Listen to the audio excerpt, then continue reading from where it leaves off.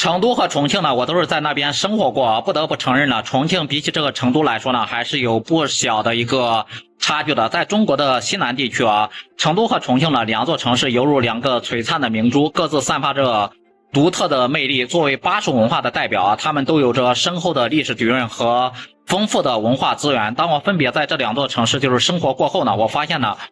重庆与成都呢相比呢，确实是存在着一些差距啊。我们就先从这个经济的角度来看，成都呢作为四川省的一个省会，拥有着得天独厚的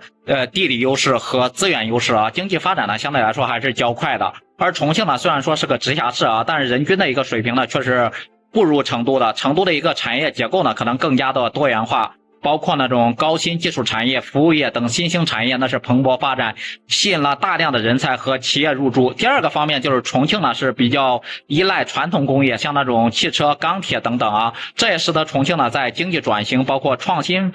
方面的一个发展呢面临着一定的一个挑战。从文化的层面来看呀，成都的一个文化氛围更加的浓厚。作为这个历史悠久的文化名城啊，成都是拥有丰富的历史文化遗产，包括独特的巴蜀文化。成都人民呢对这个文化的一个热爱和追求呢，也使得这座城市的文化呢也是丰富多样啊，绽放了更多光芒。然后从博物馆、艺术馆到书店、咖啡店、咖啡厅什么的，成都的街头呢都弥漫着浓厚的文化气息啊。而重庆呢虽然也有丰富的一个历史和文化资源，但是在文化氛围的一个营造上面呢，我感觉相较成都那边呢还是比较弱一点的啊，还需要进一步的加强文化产业的一个发展，包括文化活动的推广。从教育资源的层面来看，成都的一个教育水平在全国呢也相对来说是比较高的。成都拥有着众多知名的高等院校，还有科研机构，比如说四川大学、电子科技大学等等啊。现在大量的一个优秀的一个大学生还有